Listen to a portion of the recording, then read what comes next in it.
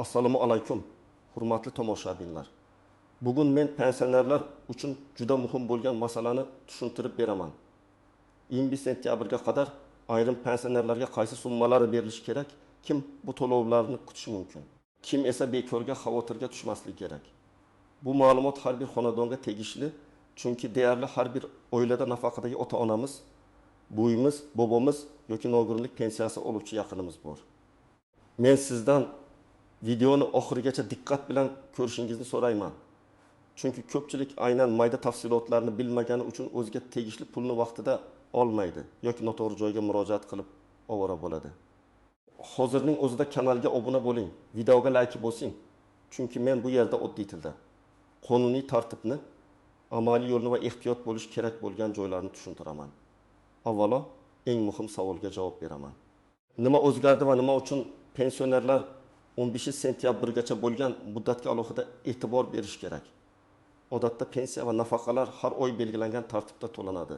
Kimdir pensiyasini bank kartasiga oladi.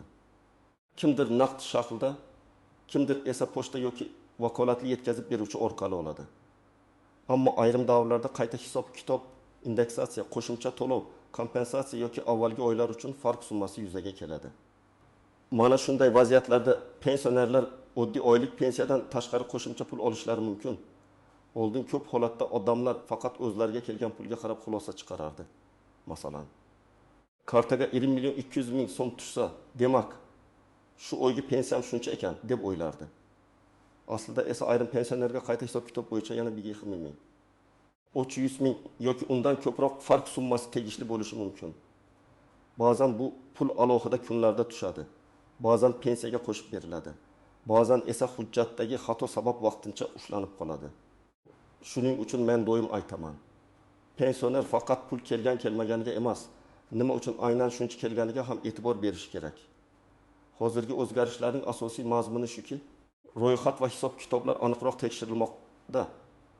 Ayrim toifalarga tegishli summalar 15 sentyabrgacha yetkazilishi kerak bo'lgan holatlar bo'lishi mumkin. Bu degani hamma pensionerga bir xil summa beriladi degani emas. Mana shu joyni juda aniq tushunib olaylik. Internetda ko'p tarqalayotgan gaplarda barcha pensionerlarga falon summa beriladi degan iboralar uchraydi. Men bunday gaplarga ehtiyotkor qarayman. Chunki to'lov miqdori, pensionerning toifasi, pensiya turi, ish staji, avvalgi hisob-kitobdagi farq, nafaqa turi, hududiy ro'yxat va bank ma'lumotlarining to'g'riligiga bog'liq bo'ladi. Endi kimlar bu masalada ayniqsa hushyor bo'lishi kerakligini birma-bir tushuntiraman. Birinchi navbatda yoshga doir pensiya oluvchilar o'z summasini tekshirishi kerak. Agar oxirgi oylarda pensiya miqdoringiz o'zgargan bo'lsa, sizga qo'shimcha farq summasi hisoblangan bo'lishi mumkin. Masalan, avval siz 1 million 100 ming so'm olgan bo'lsangiz, keyingi oy 1 million 200 ming so'm tushgan bo'lsa, bu faqat oddiy oshirish bo'lishi mumkin. Lekin agar oshirish avvalgi sanadan boshlab qo'llanadigan bo'lsa, o'tgan oylar uchun farq ham berilishi kerak bo'ladi. Ana shu farq alohida summa sifatida tushishi ehtimoli bor. Ikkinchi toifa nogironlik pensiyasi yoki nogironlik nafaqasi oluvchilar. Bu yerda hujjatlar juda muhim. Nogironlik guruhi o'zgargan bo'lsa, tibbiy ijtimoiy ekspertiza xulosasi yangilangan bo'lsa, muddat uzaytirilgan yoki guruh boshqa darajaga o'tkazilgan bo'lsa, to'lov miqdori ham o'zgarishi mumkin. Oddiy misol, bir fuqaro ikki guruh nogironlik pensiyasini olib kelgan, keyin tibbiy xulosaga ko'ra bir guruhiga o'tkazilgan. Bu holatda pensiya miqdori qayta ko'rib chiqilishi kerak. Agar hujjat avgust oyida rasmiylashtirilgan, lekin hisob sentyabr boshida yakunlangan bo'lsa, 15 sentyabrgacha farq summasi tushishi mumkin. Lekin bu avtomatik har doim bir kunda bo'ladi degani emas, chunki ma'lumotlar tizimga kiritilishi va moliyalashtirish jarayoni tugashi kerak. Uchinchi toifa boquvchisini yo'qotganlik pensiyasi oluvchilar. Bu toifadagi oilalarda ko'p savollar bo'ladi. Masalan, voyaga yetmagan farzand uchun pensiya tayinlangan, keyin bola oliy ta'limga kunduzgi shaklida o'qishga kirgan. Bunday holatda to'lov davom ettirilishi yoki qayta ko'rib chiqilishi mumkin. Lekin o'qish haqidagi ma'lumot tasdiqlanmasa, to'lovda uzilish paydo bo'ladi. Shuning uchun agar oilada boquvchisini yo'qotganlik bo'yicha pensiya oluvchi farzand bo'lsa, 15 sentyabrgacha o'qish joyidan ma'lumotnoma, shaxs tasdiqlovchi hujjat va bank rekvizitlari to'g'riligini albatta tekshiring. To'rtinchi toifa pensiyani yaqinda rasmiylashtirganlar. Ko'pincha yangi pensionerlar birinchi to'lovni kutayotganda aniq qancha pul olishini bilmaydi. Masalan, fuqaro iyul oyida pensiya yoshiga yetdi. Hujjatlarni avgustda topshirdi. Pensiya sentyabrda tayinlandi. Bu holatda to'lov faqat sentyabr oyidan emas, qonuniy asos bo'lsa, murojaat va huquq paydo bo'lgan sanadan boshlab hisoblanishi mumkin. Natijada birinchi oyda oddiy oylik pensiyadan kattaroq summa tushadi. Ba'zi odamlar buni mukofot deb o'ylaydi. Aslida bu avvalgi davr uchun hisoblangan to'lov bo'lishi mumkin. 5-toifa kartasini almashtirgan, bankini o'zgartirgan yoki rekvizitlarida muammo bo'lgan pensionerlar. Masalan, pensioner ilgari bitta bank kartasiga pensiya olgan, keyin karta muddati tugagan, yangi karta ochilgan. Lekin ma'lumot pensiya jamg'armasi tizimida yangilanmagan. Pul hisoblangan bo'lishi mumkin, ammo eski karta yopilgan yoki bloklangan bo'lsa, to'lov qaytib ketadi yoki ushlanib qoladi. Shunday vaziyatda odam menga pul bermadi deb o'ylaydi, lekin aslida muammo hujjat va bank rekvizitida bo'ladi. Shuning uchun 15-sentyabrgacha eng avvalo bank kartangiz ishlayaptimi? Hisob raqamingiz faolmi? SMS xabarnoma to'g'ri raqamga ulanganmi? Shularni tekshiring. Endi aniq misollar bilan tushuntiraman. Birinchi misol, Toshkent viloyatida yashovchi pensioner opa har oy 20.370.000 so'm pensiya oladi. Avgust oyida pensiya 1.120.000 so'mga oshgan. Agar oshirish faqat avgustdan boshlab qo'llansa, opa faqat yangi miqdorni oladi. Agar oshirish iyul oyidan boshlab hisoblanishi kerak bo'lgan bo'lsa, iyul uchun 100.000 so'm farq ham qo'shilishi mumkin. Demak, u sentyabr oyida 1.170.000 so'm emas, 1.270.000 so'mga yaqin summa olishi mumkin. Bu raqam faqat misol, lekin mexanizm shunday ishlaydi. Ikkinchi misol. Samarqandda yashovchi aka nogironlik pensiyasi oladi. Uning tibbiy xulosasi yangilangan, lekin ma'lumot tizimga kech kiritilgan. Avval 900.000 so'm olgan.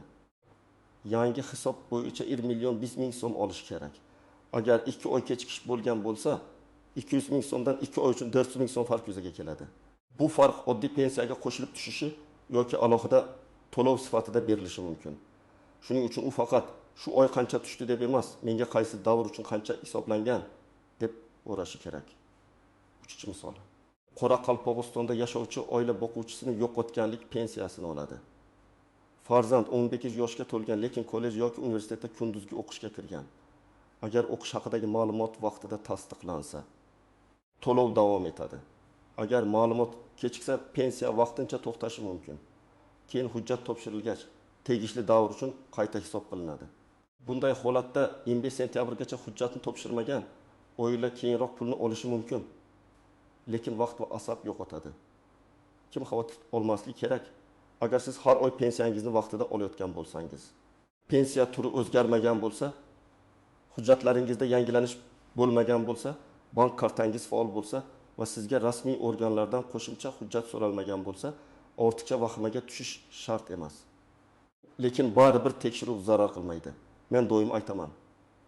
Pensionerning o'zi yoki farzandlari oyga bir marta pensiya miqdorini, karta tushumini va rasmiy kabinetdagi ma'lumotni ko'rib qo'ysa, ko'p muammolar oldindan hal bo'ladi. Endi eng muhim istisnolar va ko'pchilik bilmaydigan uzak jihatlarga o'tamiz. Birinchi nozik jihat. To'lov hamma uchun bir xil bo'lmaydi. Agar kimdir qo'shnisiga 300.000 so'm qo'shimcha tushganini ko'rsa, darhol menga ham tushishi kerak deb o'ylamasin. Qo'shningizda qayta hisob-kitob bo'lgan bo'lishi mumkin. Sizda esa bo'lmasligi mumkin. Yoki sizda ham farq bor, lekin hujjat hali tizimga kiritilmagan bo'lishi mumkin.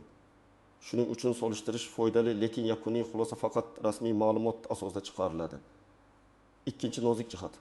Pensiya kartaga tushmagan bo'lsa, bu har doim ham pul ajratilmadi degani emas. Ba'zan bank texnik kechikish qiladi. Ba'zan karta muddati tugan bo'ladi. Ba'zan pensionerning pasport ma'lumoti yangilangan. Lekin bankda eski ma'lumot turadi. Masalan, fuqaro ID karta olgan, lekin bankdagi ma'lumot eski pasport bo'yicha qolgan. Bunday vaziyatda identifikatsiya muammosi chiqishi mumkin. Shuning uchun bank va pensiya jamg'armasi ma'lumotlari bir-biriga mos bo'lishi kerak. Uchinchi nozik jihat. Pensiya oluvchi vafot etgan bo'lsa yoki uzoq muddat pensiyani olmagan bo'lsa, to'lov tartibi alohida bo'ladi. Qarindoshlar kartaga pul tushishi kerak edi deb kutib o'tirishi mumkin. Lekin bu holatda meros, dafn puli olinmay qolgan pensiya va boshqa to'lovlar alohida tartibda rasmiylashtiriladi. Bunday masalada og'zaki gap yetmaydi. Hujjat kerak bo'ladi. O'lim haqidagi guvohnoma, qarindoshlikni tasdiqlovchi hujjatlar, ariza va boshqa talab qilinadigan ma'lumotlar so'ralishi mumkin. 4-nozik jihat: ishlayotgan pensionerlar. Ayrim to'lovlar pensiya oluvchining ishlayotgan yoki ishlamayotganiga ta'sir qilishi mumkin. Ayrimlari esa ta'sir qilmaydi. Masalan, oddiy yoshga doir pensiyani olayotgan fuqaro rasmiy ishlayotgan bo'lsa, uning ijtimoiy holati, soliq ma'lumotlari va ish staji bo'yicha ayrim qayta hisoblar keyinroq amalga oshirilishi mumkin. Agar u ish joyini o'zgartirgan bo'lsa yoki daromadi bo'yicha ma'lumotlarda tafovut bo'lsa, tizimda tekshiruv cho'zilishi ehtimoli bor.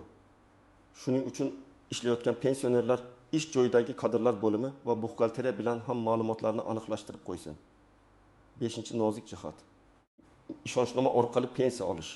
Ba'zi pensionerlar sog'lig'i sababli pulni farzandi yoki boshqa yaqiniga ishonchnoma orqali oldiradi. Bu qonuniy bo'lishi mumkin, lekin ishonchnomaning muddati, shakli va haqiqiyligi tekshiriladi. Agar ishonchnoma muddati tugagan bo'lsa, to'lov berilmasligi mumkin. Men amaliyotda ko'p ko'rganman. Odam bankka boradi, pulni olaman deydi, lekin ishonchnoma 1 oy oldin tugagan bo'ladi.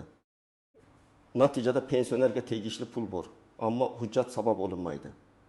Shuning uchun muddatlarni tekshirish juda muhim. 6-nozik jihat: yolg'on xabarlar va firibgarlik. Hozir ijtimoiy tarmoqlarda pensionerlarga yangi ro'yxat bo'yicha falon summa beriladi, mana bu havolaga kiring, kartangiz raqamini yozing degan xabarlar ko'payadi. Men sizni qat'iy ogohlantiraman. Hech qachon karta raqami bilan birga amal qilish muddati, SMS kod, PIN kod yoki ilova parolni hech kimga bermang. Rasmiy organ hech qachon telefon orqali SMS kod so'ramaydi. Agar sizga 25 sentyabrgacha pul olasiz, faqat kodni ayting desa, bu firibgarlik bo'lishi ehtimoli juda yuqori. Pul olish uchun kartaning maxfiy ma'lumotlarini berish talab qilinmaydi. 7-nozik jihat: yashash joyi o'zgargan pensionerlar. Agar pensioner bir tumandan boshqa tumanga ko'chgan bo'lsa, ro'yxatga olish ma'lumotlari, pensiya ishi va bank rekvizitlari yangilanishi kerak bo'lishi mumkin. Ko'chib o'tgan odamlar ko'pincha pensiyam o'zi kelaveradi deb o'ylaydi. Ko'p hollarda keladi, lekin ayrim hujjatlar eski manzilda qolsa, ma'lumotni tekshirishda savol tug'iladi. Ayniqsa naqd pul oladigan pensionerlarda manzil masalasi juda muhim, chunki yetkazib berish hududga bog'liq. 8-nozik jihat: ortiqcha to'langan summa masalasi. Ba'zan tizim xatolik, kechikkan ma'lumot yoki noto'g'ri hujjat sabab pensionerga ortiqcha pul to'lanib qolishi mumkin. Keyin bu summa qaytarilishi so'raladi yoki keyingi oylardagi pensiyadan ushlab qolinadi. Shuning uchun agar sizga odatdagidan juda katta summa tushsa, xursand bo'lib darhol sarflab yuborishdan oldin uning nimaga berilganini aniqlang. Agar bu qonuniy farq bo'lsa, bemalol foydalanasiz. Agar texnik xato bo'lsa, keyin qaytarish masalasi chiqadi. Endi siz nima qilishingiz kerak?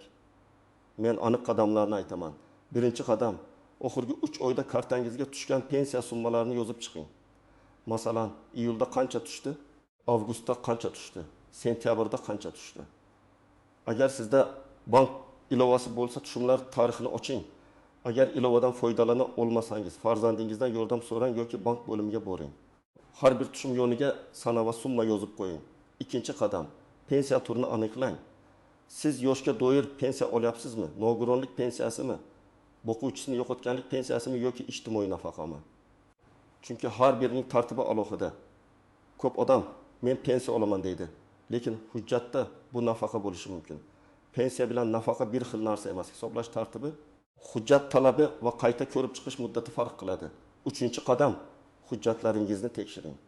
Sizga kerak bo'lishi mumkin bo'lgan asosiy hujjatlar: shaxsni tasdiqlovchi hujjat, pensiya guvohnomasi yoki pensiya tayinlanganini tasdiqlovchi ma'lumot, bank karta rekvizitlari, yashash manzili bo'yicha ma'lumot, nogironlik bo'lsa tibbiy ijtimoiy ekspertiza xulosasi. Boquvchisini yo'qotganlik bo'lsa tug'ilganlik guvohnomalari va qarindoshlikni tasdiqlovchi hujjatlar. O'qiyotgan farzand bo'lsa kunduzgi ta'lim haqidagi ma'lumotnoma. Hamma hujjatni birdan olib yugurish shart emas. Lekin ular tayyor tursa murojaat tezroq hal bo'ladi. 4-qadam: rasmiy manbadan ma'lumot oling. Eng to'g'ri yo'l tuman yoki shahar pensiya jamg'armasi bo'limiga murojaat qilish. Shuningdek, Davlat xizmatlari markazi orqali ayrim ma'lumotlarni olish mumkin.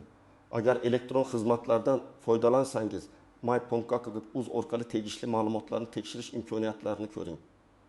Telefon orqali so'rasangiz ham aniq savol bering. Mening pensiyam bo'yicha 25 sentyabrgacha qo'shimcha farq summasi hisoblanganmi? Qaysi davr uchun hisoblangan? To'lov kartaga yuborilganmi? Bankdan qaytgan to'lov bormi? Qo'shimcha hujjat talab qilinadimi? Mana shunday savollar xodimga ham aniq javob berishga yordam beradi. 5-qadam, ariza yozishda aniqlik qiling. Agar sizga tegishli summa kelmagan deb hisoblasangiz, og'zaki gap bilan cheklanib qolmang. Arizada shunday mazmunda yozing: men falon turdagi pensiya oluvchiman. Oxirgi oylar bo'yicha pensiya miqdori va qo'shimcha farq summasi hisob kitobini tekshirib berishingizni so'rayman. Arizada telefon raqamingiz, manzilingiz, pasport yoki ID karta ma'lumotingiz, bank rekvizitingizni ko'rsating. Ariza nusxasini yoki ro'yxatdan o'tganligi haqidagi tasdiqni saqlab qo'ying. Bu keyingi murojaatlarda sizga dalil bo'ladi. 6-qadam, bank bilan alohida tekshiring. Pensiya jamg'armasi pul yuborilgan desa, lekin sizning kartangizga tushmagan bo'lsa, bankdan kirim bo'yicha ma'lumot so'rang. Karta faolmi? Hisob bloklanmaganmi? Rekvizit to'g'rimi? Boshqa hisobga tushib qolmaganmi? Shularni aniqlang. Ba'zan pensionerda bir nechta karta bo'ladi va pul boshqa kartaga tushgan bo'lishi mumkin. Ba'zan SMS kelmaydi, lekin pul hisobda turadi. Shuning uchun faqat SMS xabarga qarab xulosa chiqarmang. 7-qadam, yaqinlaringizga yordam bering. Keksa odamlar ko'pincha telefon ilovasidan foydalana olmaydi. Rasmiy saytlarga kira olmaydi. Ariza yozishga qiynaladi. Agar sizning ota-onangiz yoki buvingiz, bobongiz pensioner bo'lsa, ularning o'rniga hammasini hal qilib yuboraman demang, lekin birga tekshirib bering. Chunki pul ularning nomida, huquq ularning huquqi. Siz esa yordamchi bo'lasiz. Hujjatni tushuntiring, tushumlarni ko'rsating, kerak bo'lsa birga pensiya jamg'armasiga boring. 8-qadam, muddatni o'tkazib yubormang. 15 sentyabr degan sana aytilayotgan bo'lsa, men buni shunday tushunaman. Shu muddatgacha ro'yxat, hisob-kitob, to'lov yoki hujjat masalasini aniqlashtirib olish kerak. Agar siz 16 yoki 20 sentyabrda murojaat qilsangiz, huquqingiz yo'qolib qoladi deb avtomatik aytib bo'lmaydi. Lekin kechikish ishni cho'zadi. Ayniqsa farq summasi, qayta hisob, hujjat yangilash kabi masalalarda vaqtida murojaat qilish juda muhim. 9-qadam. Har bir javobni yozib boring. Qaysi kuni qayerga murojaat qildingiz, kim bilan gaplashdingiz, qanday javob oldingiz, qaysi hujjat topshirdingiz, bularni oddiy daftar yoki telefonga yozib qo'ying. Bu mayda ishdek ko'rinadi. Lekin nizoli vaziyatda juda katta yordam beradi. Masalan, siz 10 sentyabr kuni ariza topshirgan bo'lsangiz, keyin murojaat qilmagansiz deysa, qo'lingizda tasdiq bo'ladi. 10-qadam. Shubhali xabarlarga ishonmang. Rasmiy ma'lumotni faqat rasmiy idora, bank, davlat xizmatlari yoki ishonchli manbalardan oling. Telegramdagi noma'lum kanal. Telefon orqali qo'ng'iroq qilgan begona odam yoki tezda kartangizni ulang degan havola sizga yordam bermaydi. Aksincha pulingizni yo'qotishingiz mumkin. Ayniqsa keksa odamlarni bu borada ogohlantiring. Ularga oddiy qilib ayting. Hech kimga SMS kod aytilmaydi. Hech kimga karta paroli berilmaydi. Hech qanday havolaga shaxsiy ma'lumot yozilmaydi. Demak, hurmatli tomoshabinlar, 15 sentyabrgacha pensionerlar uchun eng muhim vazifa o'z pensiya summasini, qo'shimcha hisob-kitob bor yo'qligini, bank kartasi va hujjatlarning to'g'riligini tekshirishdir. Hamma bir xil pul oladi degan gapga ishonmang. Kimga qancha berilishi pensiya turi, qayta hisob-kitob, hujjatlar va rasmiy ro'yxatlarga bog'liq. Men sizga tavsiya qilaman. Bugunoq oxirgi tushumlarni tekshiring, hujjatlarni tayyorlang. Savolingiz bo'lsa, pensiya jamg'armasi yoki bankka aniq murojaat qiling. Agar oilangizda pensioner bo'lsa, bu videodagi ma'lumotlarni ularga tushuntirib bering. Sizning hududingizda pensiya yoki qo'shimcha to'lovlar bo'yicha qanday vaziyat bo'lyapti? Kartaga pul vaqtida tushyaptimi? Qo'shimcha summa oldingizmi yoki hali kutyapsizmi? Fikringizni izohlarda yozib qoldiring. Videoga like bosing, kanalga obuna bo'ling va yaqinlaringizga ham yuboring. Chunki bu ma'lumot ko'plab pensionerlarga o'z haqqini vaqtida olishga yordam berishi mumkin.